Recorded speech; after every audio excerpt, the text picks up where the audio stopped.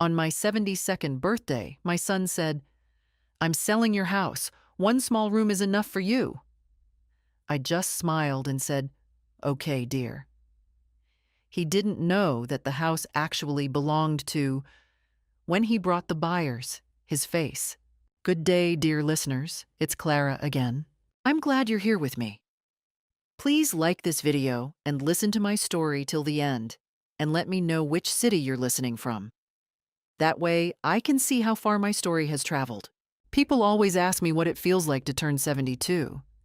I used to say it felt like finally earning the right to drink your morning coffee while it's still hot, without anyone needing something from you. That was before that Tuesday in October. Before everything I thought I understood about my son turned out to be wrong. My name is Margaret Calloway. Most people call me Maggie. I have lived in the same white house on Birchwood Lane in Dayton, Ohio, for 41 years. My late husband, Frank, built the back porch with his own hands in the summer of 1987. He painted it barn red. I still sit on it every morning, watching the maple tree he planted drop its leaves each fall, and I still think of him every single time. Frank passed in 2019. A stroke, quick and without warning, the way he would have wanted. He always said he'd go out like a light switch, not like a candle. He was right. After the funeral, my son Dennis moved back into town with his wife, Brenda. At first, I was grateful. The house felt too big, too quiet. Dennis helped with repairs. Brenda brought casseroles. They came by on Sundays. For a while, it felt like the family was closing ranks the way families are supposed to after loss. But things have a way of shifting without you noticing. The casseroles stopped. The Sunday visits became shorter. When they did come, Dennis always seemed distracted, his eyes moving through the rooms like he was calculating something. Brenda would stand in the kitchen, running her fingers along the granite countertops as though she were appraising them. I told myself I was imagining things. Old women imagine things. That's what I told myself. The first real signal came in the spring, 8 months before that October Tuesday. Dennis mentioned casually over the phone that the housing market in Dayton was incredible right now. I agreed. It was. He then asked, equally casually, whether I had ever thought about simplifying. I said I didn't know what he meant. He said something about how the house was a lot for one person to maintain. I said I managed fine. The conversation moved on, but I did not forget it. Over the summer, there were other small things. Dennis asked me twice if I had updated my will since Frank passed. I told him yes, that Eleanor Voss, my attorney, had handled everything, and it was all in order. He seemed unsatisfied with that answer, but did not push. Brenda once asked, over a glass of wine in my living room, whether I'd considered those lovely senior communities out by the lake. I smiled and said I was quite attached to my maple tree. She smiled back, but her eyes did not. By September, I had started to pay closer attention. I noticed Dennis photographing rooms with his phone when he thought I wasn't looking. I noticed that he began mentioning a man named Gary Sutter, a local developer, in passing. Just Gary this, Gary that. Like the name was supposed to mean something to me. I filed it away quietly. I had learned in 72 years that the most useful thing you can do with information is hold it until you know what it's worth. Then came that Tuesday in October. Dennis arrived at 11 in the morning, unannounced. Brenda was with him. They sat down at my kitchen table. My kitchen table, where Frank and I had eaten 30 years of dinners. And Dennis folded his hands and looked at me with that particular expression I recognized from when he was a teenager, about to tell me something he'd already decided. "Mom," he said, "I've been thinking about this for a long time, and I think it's time to be honest with you. This house is too much. It's too big, too expensive to keep up, and frankly, it's sitting on real estate that could change both our lives." He paused. "I'm going to sell it. You'll have more than enough for a nice room somewhere. You don't need all of this." I looked at him. Then I looked at Brenda, who was studying her hands. A room. 72 years old, and my son was offering me a room. I took a breath. I set down my coffee cup and I smiled. "All right, dear," I said, "if that's what you think is best." He blinked. He had expected argument. He had not expected agreement. I watched something flicker behind his eyes. Relief, maybe, or the first faint shadow of suspicion, but mostly relief. He was so certain he already had what he wanted that he didn't think to ask the one question that would have changed everything. He did not ask whose name was actually on the deed. After Dennis and Brenda left, I sat at that kitchen table for a long time without moving. The coffee went cold. The maple tree outside the window stood still in the gray October air, and I watched it and thought about Frank. And I thought about everything 41 years in one house means. The height marks penciled on the door frame when Dennis was growing up. The window Frank replaced twice because we always bought cheap. The root cellar where I still kept jars of tomato preserves from last summer's garden. I thought about all of it, and I let myself feel afraid. I think it's important to let yourself feel afraid when the situation calls for it. People act like fear is weakness. It isn't. Fear is information. It tells you exactly how much something matters to you. And I was afraid. Not because Dennis could actually do what he said. I already knew he couldn't. Not without a fight he hadn't planned for. But because something had broken that morning that could not be repaired. My son had sat at my kitchen table and looked me in the face and told me I was a problem to be solved.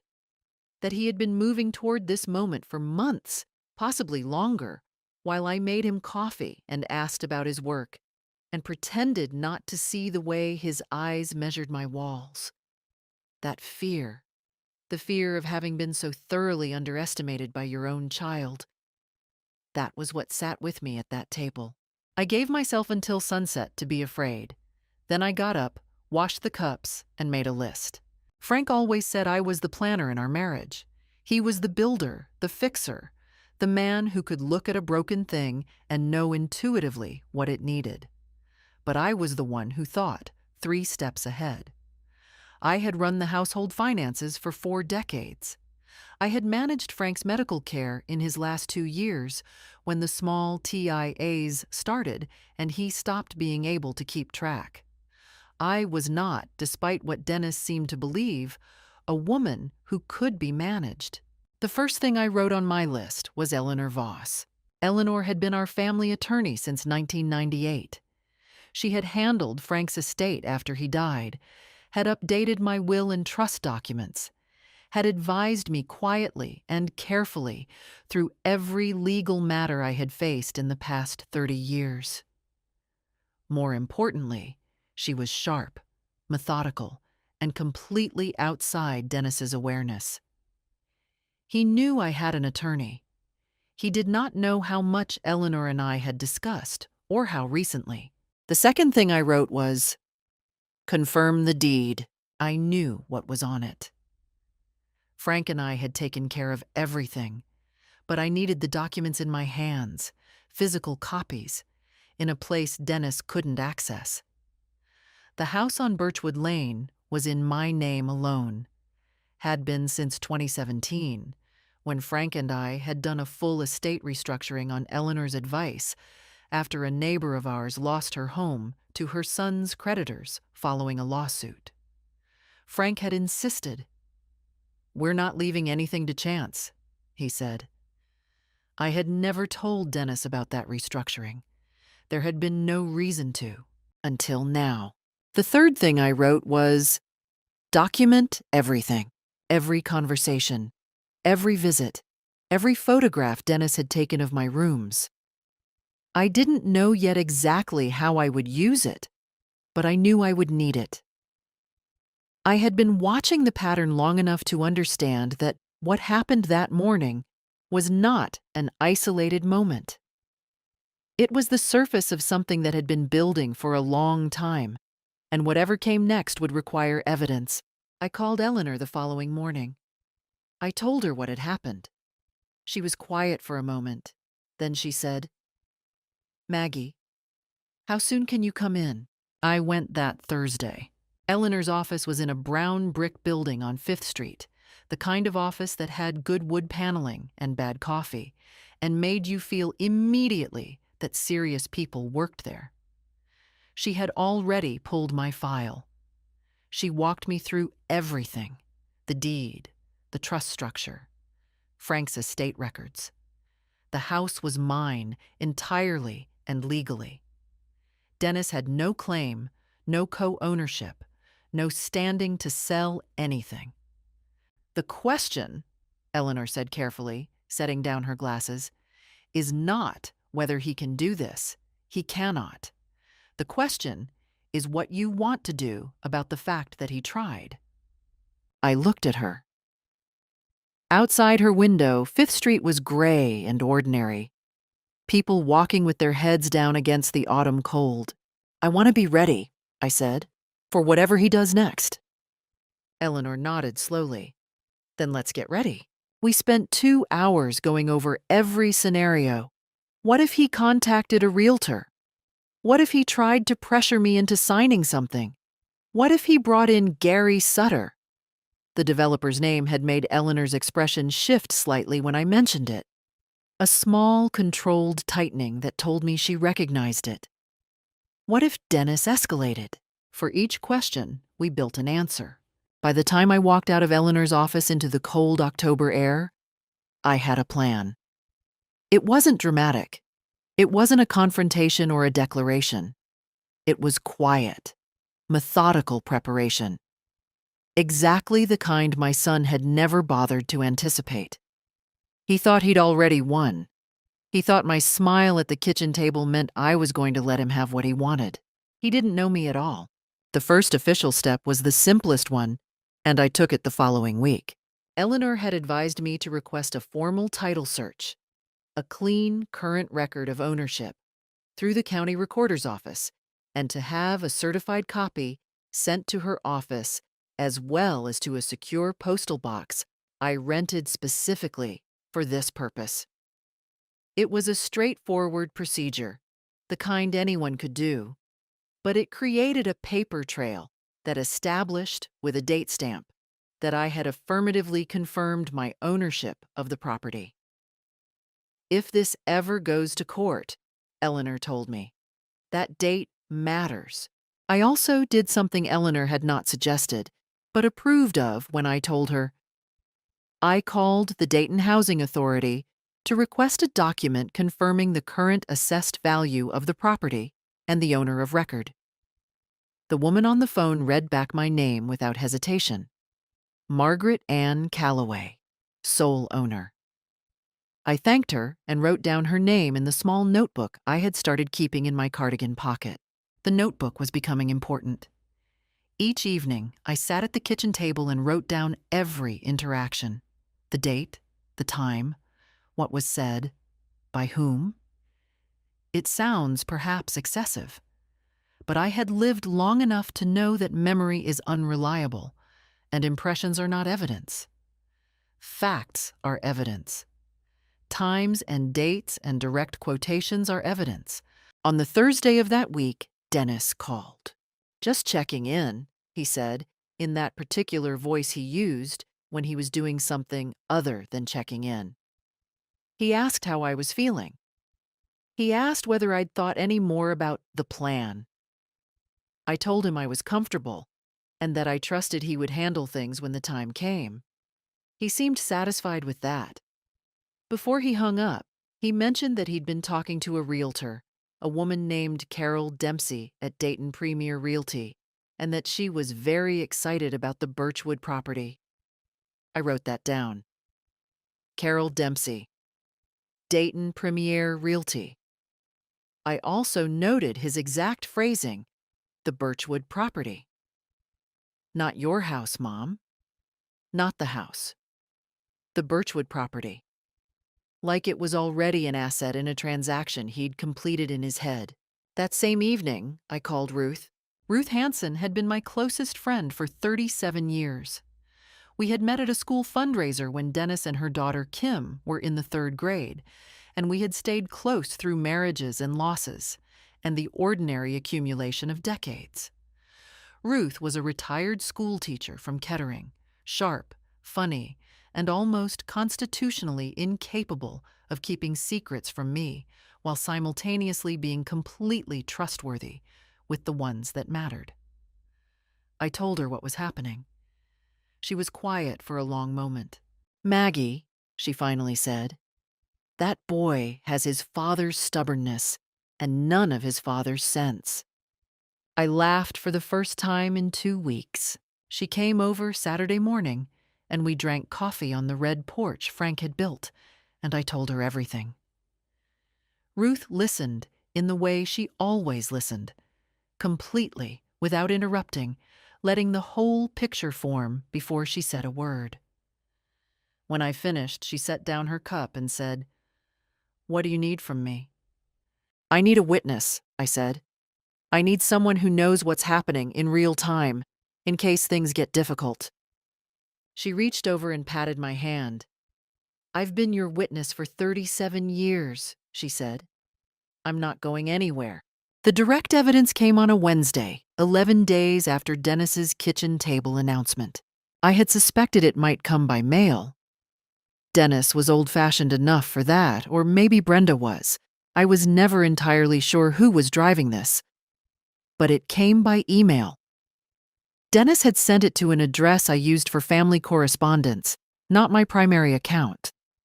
It was from a man named Gary Sutter, the same name Dennis had been casually dropping for months, and Dennis had forwarded it to me, apparently by mistake, or perhaps deliberately, as a form of pressure. Either way, it was now in my inbox. The email from Gary Sutter to Dennis was dated 6 weeks earlier. It outlined a preliminary offer for the Birchwood Lane property. It referenced conversations between Sutter and Dennis going back to the spring. It included language about clearing title and managing family complications, a phrase that made the skin on the back of my hands tighten. And it outlined a proposed timeline for closing that had Dennis receiving a check and the property transferring to Sutter Development, LLC, within 90 days. There was one more line at the bottom of the email. "Dennis, confirm that the property owner is cooperative or advise on alternative approaches. We've handled situations like this before." I read that line 3 times. Then I forwarded the entire email chain to Eleanor Voss. She called me within the hour.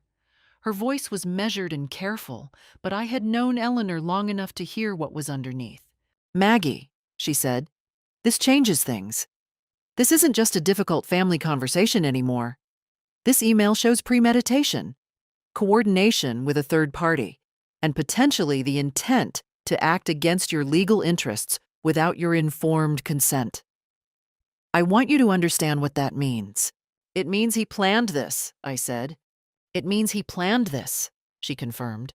I was sitting on the red porch when she called. The maple tree was bare by then, its branches black against the gray November sky. I looked at it for a long time after Eleanor and I finished talking. Frank had planted that tree the year Dennis was born.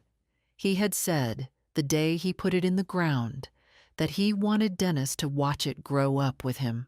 I wondered if Dennis had any memory of that at all. I closed my notebook. I looked at the bare tree, and I understood, with complete clarity, that there was no version of this that ended with things going back to the way they were. The point of no return was already behind me. The only direction left was forward. Eleanor moved quickly. That was one of the things I had always valued about her. She did not believe in delays, when delays only benefited the other side. Within 3 days of receiving the forwarded email, she had filed a formal notice with the county recorder's office placing a legal hold annotation on the deed to the Birchwood Lane property. It was not a lien, it was a protective notation, a flag that would appear on any title search initiated by a third party.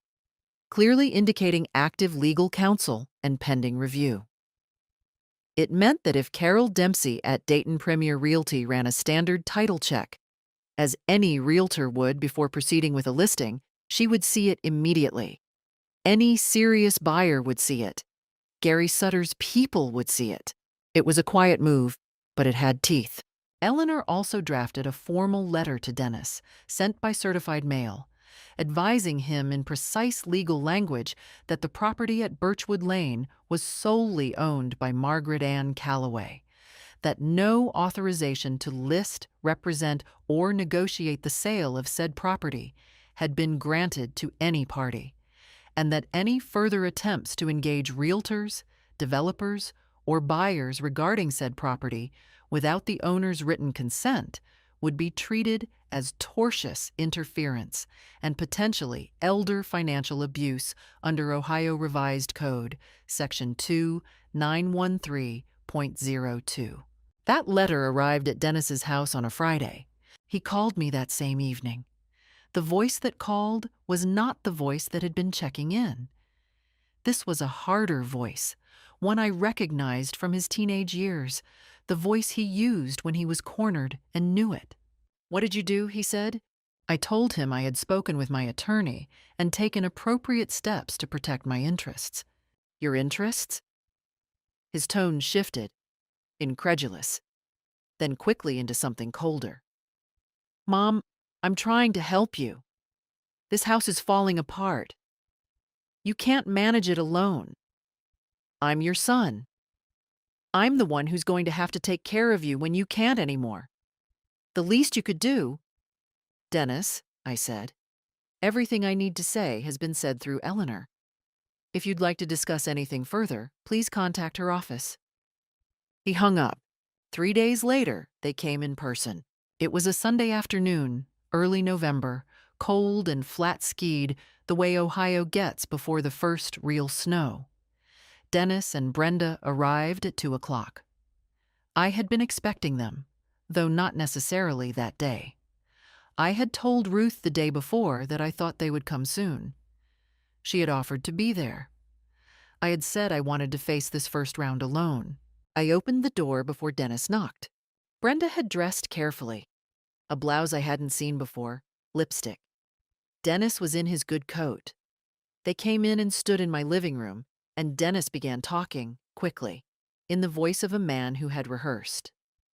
He told me Eleanor's letter was extreme and unnecessary. He told me he had spoken to Gary Sutter, who was a reputable developer, a good man, someone who could make this situation beneficial for everyone. He told me that a certain amount of money from the sale could be held in trust for my ongoing care, that he had thought of everything, that he was doing this because he loved me. Then Brenda said, quietly and deliberately, the thing I suspected she had come specifically to say. "Maggie, Dennis and I have talked to Dr. Harmon. We're concerned about your ability to make decisions like this on your own. We think, just as a precaution, it might be worth discussing a formal capacity evaluation." There it was, a capacity evaluation. The suggestion that perhaps I was no longer mentally fit to manage my own affairs, which would, if successful, allow them to pursue guardianship or a power of attorney, which would give them legal authority over my decisions, including decisions about property. I looked at Brenda for a long moment. Then I looked at Dennis. "I spoke to Dr. Harmon myself last week," I said. "Routine annual checkup. She gave me a clean bill of health. I'll have her office send a summary to Eleanor if you'd like to have it on record." The silence that followed was complete. Dennis's jaw tightened. Brenda looked at her hands. "This doesn't have to be a war," Dennis said finally. "No," I agreed. "It doesn't." They left 20 minutes later. After they were gone, I sat on the red porch in my winter coat for a long time. The maple tree stood bare and still in the cold. My hands were perfectly steady, but somewhere behind my sternum there was a persistent, low-grade ache. Not quite grief, not quite fear. Something closer to the feeling you get when you finally admit to yourself that a thing you loved is already gone. I gave myself 4 days. I called Ruth. I slept. I tended to the garden's last tasks before winter. I baked the apple cake I made every November. I sat with Frank's photograph on the mantelpiece and told him, out loud, what was happening, the way I always talked to him when things were hard. On the 5th morning, I got up early, made coffee, and called Eleanor. "I'm ready for the next step," I told her. The temptation came by way of an envelope. It arrived on a Tuesday morning, courier delivery. A thick, cream-colored envelope with Dennis and Brenda's return address and a small note attached in Brenda's careful handwriting. "Mom, please read this with an open mind. We only want what's best for everyone." Inside was a formal document. Not a legal brief, but a personal proposal, 8 pages, typed and organized into sections with headings. It outlined a family property resolution plan. It proposed that I voluntarily transfer the Birchwood Lane property into a jointly held family trust, co-administered by Dennis, in exchange for a guaranteed residential annuity that would cover my living expenses and provide me with a comfortable private suite in a senior residence of my choosing. The document was detailed, thorough, and dressed in the language of care. It used phrases like dignified transition and collaborative stewardship and ensuring Maggie's comfort and security. I read it twice. Then I set it on the kitchen table and looked at it from a slight distance, the way you look at a thing when you want to see it clearly. It was well written. That was the first thing I noticed. Brenda, I suspected, had spent considerable time on it. The organization, the measured tone, the careful avoidance of anything overtly threatening. If I were a different kind of woman, a lonelier one, or one more accustomed to being directed rather than doing the directing, I might have found it almost reasonable. The language of care has a particular pull when you're 72 and living alone and the cold comes through the old window frames at night. But I had been watching Dennis's eyes in my kitchen for months. I had read Gary Sutter's email. I had heard Brenda suggest a capacity evaluation in my own living room as though it were a kindness. I knew what this document was underneath its headings. I sent it to Eleanor that afternoon. Her response came the next morning. 2 sentences. "I've reviewed it. Do not sign anything." I hadn't intended to. What I found more interesting was what the proposal told me about where they were now. They had escalated twice: the kitchen table confrontation, the Sunday visit with its implicit threat. And both times I had not buckled. Now they were trying a different approach, softer, more patient. This told me something important. They were not certain of their ground.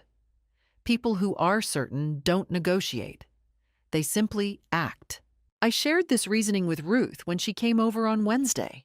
We were in the kitchen, coffee on, the November light flat and clean through the window above the sink, and I watched Ruth read the proposal with the expression of a woman who had spent 30 years managing a classroom full of children, trying to talk their way out of consequences.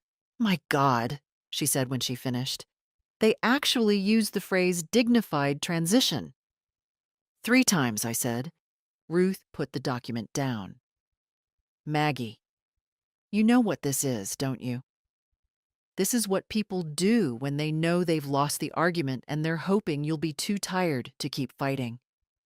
They dress it up so it feels like a reasonable solution, and the whole thing depends on you not noticing that you're still losing."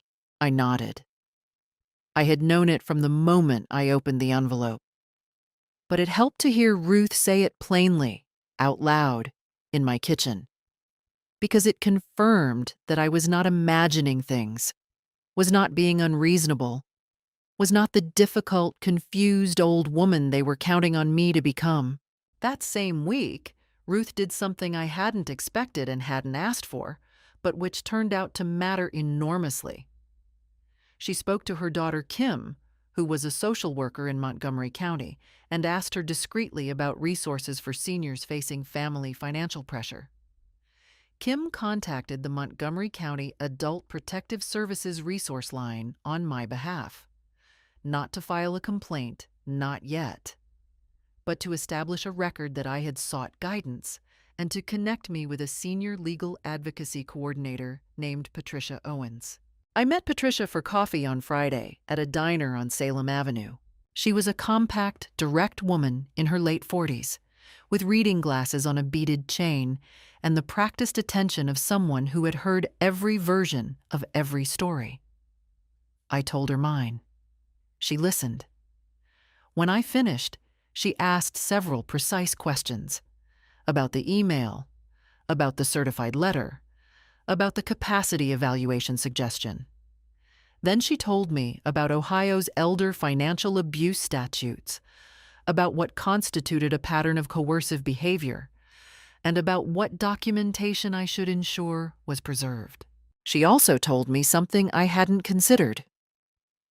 In situations like this, she said, the most important thing is often visibility. When family members believe no one is watching, they tend to escalate. When they understand that their actions are documented, observed, and known to parties outside the family, they frequently recalculate. I thought about that on the drive home. Visibility. I had been quiet and careful, and those were the right instincts. But perhaps it was time to be visible as well. I called Eleanor that evening and told her I wanted to explore one additional step. She listened. She said it was worth considering. Dennis and Brenda were watching, I knew, waiting. They had sent their proposal and were hoping for a sign of softening. They were watching for a crack. I sat on the red porch in the cold and looked at the bare maple tree, and I felt something settle in me. Not coldness exactly, more like clarity. The kind of quiet you feel when you've stopped fighting the situation and simply begun to work through it, step by step, because you know exactly what you're doing and why. I had all the time in the world. They were the ones who were running out of it. They came back on a Saturday in late November, 11 days after the proposal envelope. Dennis called the morning of to say he and Brenda wanted to stop by, that they hoped we could talk like a family, that he missed me, and this whole thing had gotten out of hand. His voice was softer than it had been in weeks. I recognized the register. I had heard it when he was 16 and had broken a window with a baseball and wanted to frame it as an accident rather than carelessness. It was his conciliatory voice, and like everything else about this period, it told me more than he intended. I said they were welcome to come. Ruth offered, again, to be present. I thanked her and said I would call her right after. I wanted to see this clearly, without a buffer. They arrived at 1.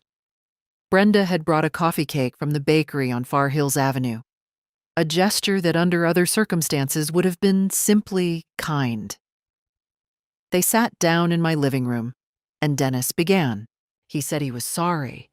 He said he had handled things badly, had moved too fast, had not communicated the way he should have. He said he loved me, and that this situation had caused him real grief, that he lay awake at night worrying about me alone in this big house.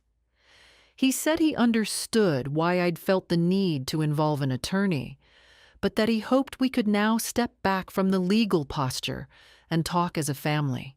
It was a good performance, I gave it that. I sat in Frank's chair. I always sit in Frank's chair when I need to feel steady. And I listened to all of it, and I said, when he finished, "Dennis, I appreciate that. I do."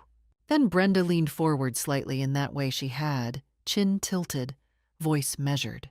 "Maggie, we want to be honest with you, because we love you." She paused. "We've spoken to a family law attorney, and what we've been told is that a petition for guardianship, given the circumstances, your age, living alone, some of the concerns we've raised about judgment and decision-making, It's a process that's available to us. We're not saying we want to go that route. Another pause. But it's something the court would have to evaluate. And that process, the evaluation, the hearings, it can be very stressful for the person being assessed. Very public. We would hate for you to have to go through that. There it was, wrapped in 4 layers of concern and softness. But there it was, a threat. I looked at Brenda. I looked at Dennis, who was looking at the floor. I thought about the coffee cake on the kitchen counter, and about how someone had taken the time to buy it and carry it here and set it out as a prop in this scene. I thought about Frank's chair under me, solid and familiar. I understand, I said. Maggie, we just need you to trust us. I do understand what you're describing, I said, more deliberately now. And I want you both to understand something. I have a letter from Dr. Harmon documenting my full cognitive and physical health as of November 6th. I have 37 years of financial records showing consistent, competent management of this household and Frank's estate. I have the counsel of Eleanor Voss, who has represented me since 1998. And I have Patricia Owens at Montgomery County Adult Protective Services, who is familiar with this situation. I let that land. A guardianship petition filed against a woman with that record, represented by that attorney, with that documentation, and with an active APS contact. That would be a very difficult case to make, and a very public one. For everyone. The room was quiet. Dennis looked up from the floor. His face had changed. The performance was over. You've really thought all this through, he said, and the bitterness in it was naked. I've had time, I said. They left shortly after. Dennis didn't say goodbye. Brenda paused at the door and said, quietly, this didn't have to be this way. I didn't answer. After the door closed, I stood in the hallway for a moment. My heart was beating faster than I would have liked. I won't pretend I was entirely unmoved. There is something specifically terrible about being threatened by your own child in your own home. Something that no amount of preparation fully insulates you from. The threat of public hearings, of being evaluated and assessed, and found wanting. It pressed on something old and vulnerable in me. But then I felt the fear sharpen into something else. I thought of the Gary Sutter email and managing family complications. I thought of Brenda's fingers on my kitchen countertops. I thought of Dennis at 8 years old, asleep under the maple tree on a summer afternoon, while Frank watched him from the porch and said quietly, "He's going to be fine, Maggie. He just needs time." What a different kind of fine he had found. The fear settled into determination. I went to Frank's chair and sat in it again, and I thought clearly, and I picked up the phone and called Eleanor. They just left, I said. It's time to move.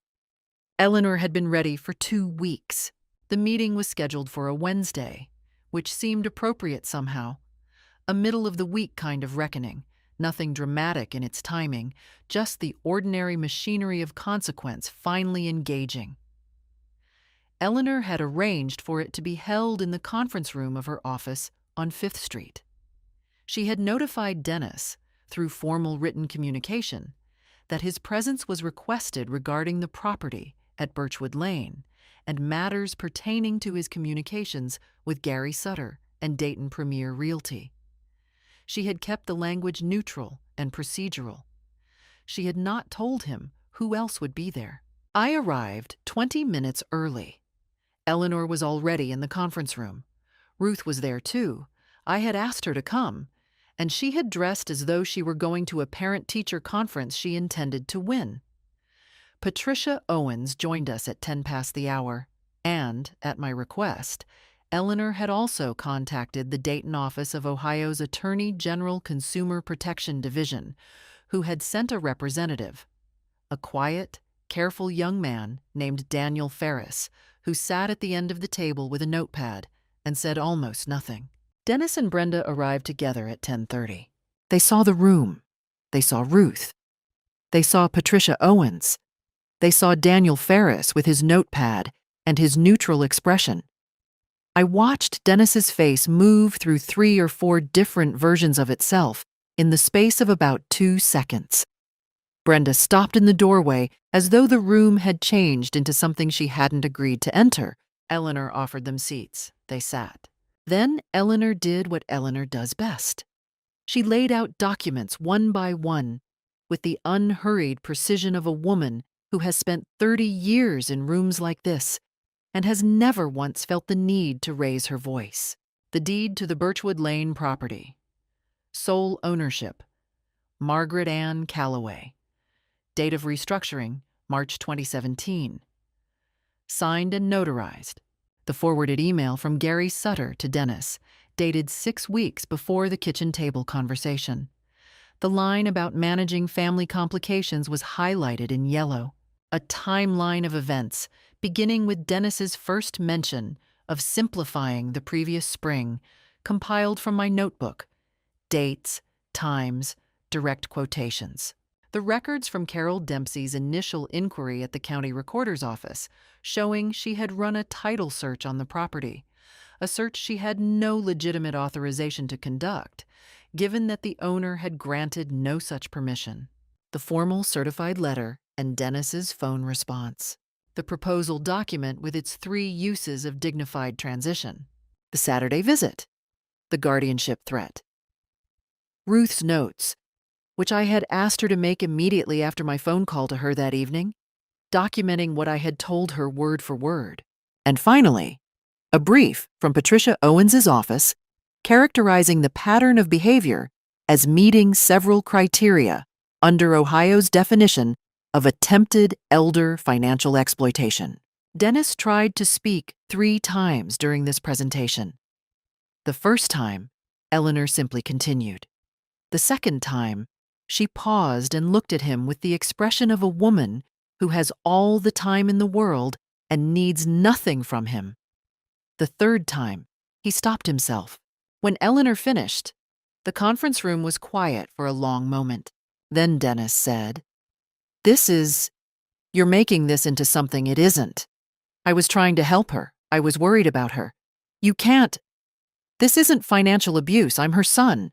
Your son's status does not provide legal authority over her property, Eleanor said, without heat.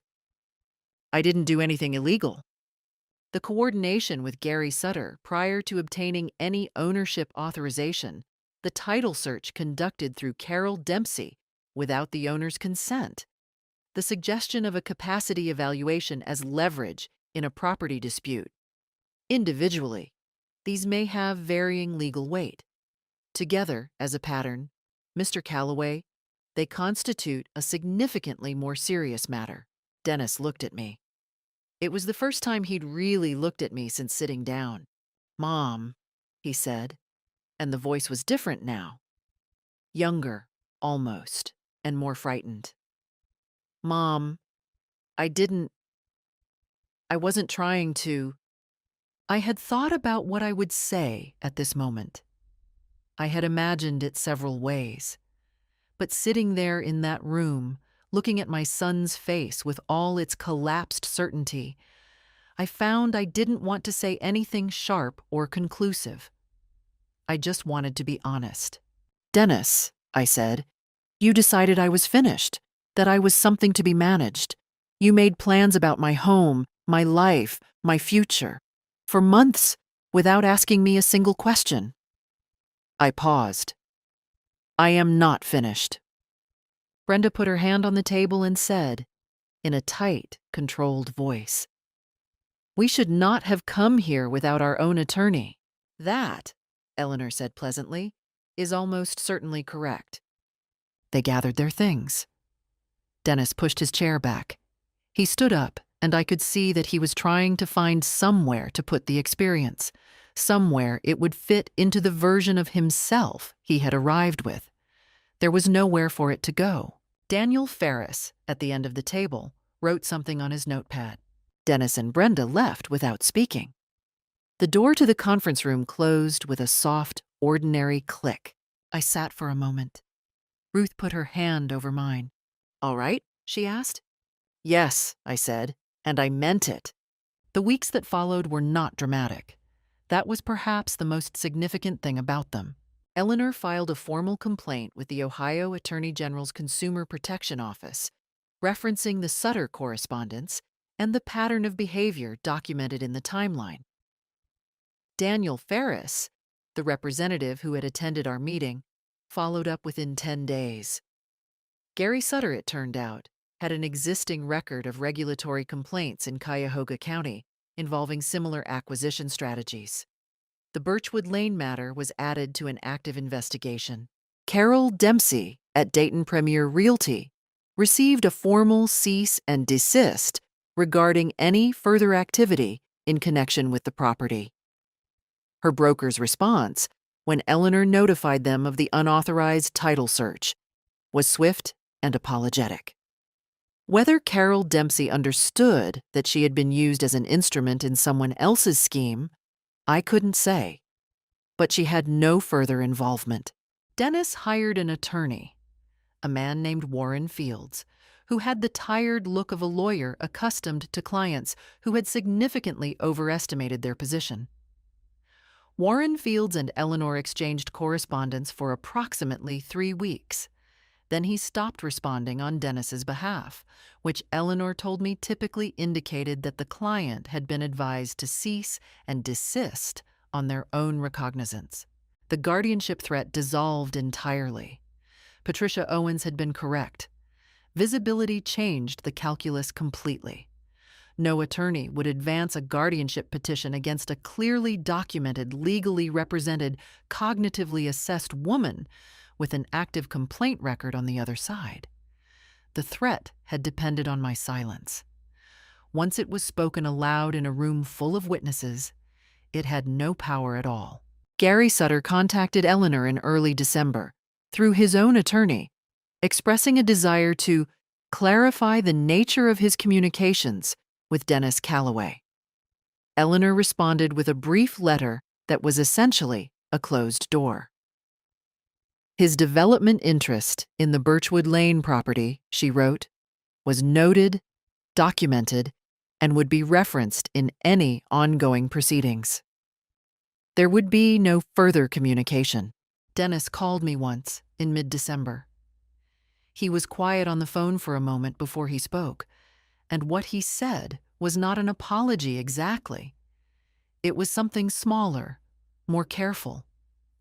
He said he thought he had been thinking about things the wrong way, that he had told himself it was about my well-being, when maybe it had been about other things. He didn't elaborate on what other things. I didn't ask. There are times when the specific accounting matters less than the acknowledgement that one was done. I told him I heard him. I told him I loved him. I told him that the door was not closed, but that things would have to be different. He said he understood. I didn't know whether that was true, but I knew it was the most honest conversation we'd had in a long time, possibly in years, and I decided to count it for what it was. The formal outcomes were clear. My ownership of the Birchwood Lane property was fully confirmed, legally annotated, and registered with the county in a way that would make any future unauthorized attempts immediately and visibly actionable. The Attorney General's inquiry continued, and while I was not the primary focus of it, my documentation had contributed to a broader case. Patricia Owens at APS closed my referral file with a notation of satisfactory resolution. Eleanor sent me a brief letter at year's end. It said, among other things, "Maggie, in 30 years of practice, I have rarely seen a client handle a situation like this with more clarity, more patience, and more strategic discipline. You should be proud." I folded the letter and put it in the cedar box on my dresser, where I kept Frank's letters. The house on Birchwood Lane was mine. It had always been mine. But now It was mine in a way that had been tested and confirmed and documented in every form that mattered. No one would question it again. I sat on the red porch on a cold December evening, wrapped in the quilt Frank's mother had made, and I looked at the bare maple tree and the stars appearing one by one above Birchwood Lane, and I felt something I want to try to describe accurately, because I think it matters. I did not feel triumphant. I felt solid, like a house after it has been reinforced from the foundation up. Unmovable. I picked up my coffee cup. It was still hot. The new year came quietly, the way good things often do. In January, I hired a young man named Tomas from the neighborhood to help with the heavier maintenance work. The gutters, the roof inspection, the basement windows that had needed re-caulking since October. He was 23, studying construction management at Sinclair, and he had the patient, careful quality of someone who took seriously the idea that a thing worth doing was worth doing right. Frank would have liked him. We developed an easy working rhythm. He would come Saturdays. I would make coffee, and we would discuss what needed doing the way two professionals discuss a shared project. The house on Birchwood Lane had never been in better order. Eleanor had suggested, and I had agreed, that it was worth updating the formal estate documents to ensure complete clarity about the future disposition of the property. I spent a morning with her in February going over the revised trust structure. When it was done, the Birchwood Lane property would eventually pass to a combination of charitable endowments, a scholarship fund at the Dayton Public Library system, where I had volunteered for 15 years, and a preservation grant for the Ohio Historical Farmstead program that Frank had always supported. There was also a modest personal bequest, structured carefully and with conditions. Dennis was not excluded, but he was not the primary beneficiary he had apparently anticipated. Ruth and I resumed our regular Thursday morning coffees at the kitchen table, which we had let lapse during the difficult months when every conversation had been dominated by the crisis. We talked about her grandchildren, about the book club we both attended at the library, about the particular quality of Dayton winter light that we had, over decades, come to find genuinely beautiful rather than merely endurable. It felt like coming back to myself. I also began, that spring, to write. Not a memoir, exactly. I was not ready for that, and may never be. But notes, observations. The story of those months on Birchwood Lane, written in longhand in the same kind of notebook I had kept during the crisis.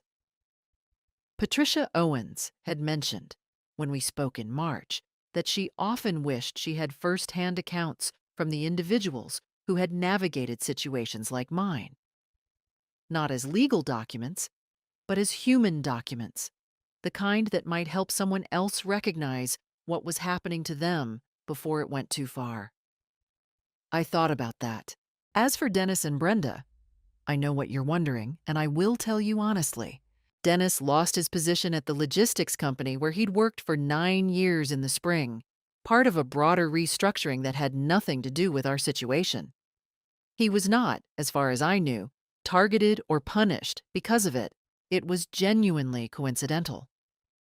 But it meant that the financial position he had apparently been counting on, the position that had perhaps made the Birchwood Lane scheme feel both necessary and possible, was no longer there.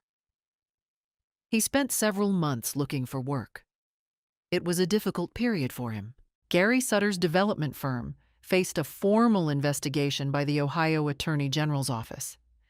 3 other property owners in the region came forward with similar accounts of coordinated pressure campaigns targeting older adults with valuable real estate. The investigation resulted in a consent order requiring Sutter Development, LLC, to adopt new compliance protocols and pay restitution to 2 of the other complainants. Sutter himself did not go to prison, but his development projects in Montgomery County were suspended pending review. It was not, perhaps, everything that justice might have required. But it was real, and it was documented, and it was on record. Carol Dempsey left Dayton Premier Realty in April. I don't know the exact circumstances. Brenda, from what I understood, through the occasional and careful information Ruth would share, not gossip, I want to be clear, but the kind of factual update that exists between two women who have watched a situation unfold. Brenda and Dennis had a very hard year. Their marriage was strained by stress and recrimination. There were months when they weren't speaking well to each other. I learned this and felt no satisfaction in it. Only the particular sorrow of watching people pay prices you didn't ask them to pay, even if they had brought the bill upon themselves. In November, almost exactly a year after the kitchen table, Dennis drove to Birchwood Lane alone. He sat on the red porch with me for an hour. He didn't make speeches or ask for anything. He drank the coffee I made him. He looked at the maple tree, which by then had its leaves again, that extraordinary October orange Frank had always pointed to. He was quiet for a long time. "I forgot," he said finally, "that you were a person." It was perhaps the most honest thing he had ever said to me. "I know," I said. "We did not fix everything that afternoon." "You do not fix everything in an afternoon when you have broken the particular kind of trust he had broken." But we began, in the careful, tentative way that beginnings sometimes look, to find something new to build. My coffee was hot. The maple tree was brilliant orange. The red porch was solid under us both. Some things hold. Here is what I know. Do not sign anything out of exhaustion. Have your documents in order before the conversation that requires them. Know who your Eleanor is before you need her. Be afraid when fear is warranted. And then let the fear become fuel. What would you have done if this story stayed with you? Leave a comment. Share it with someone who needs to hear it. These things happen every day to people who deserve better. Thank you for being here.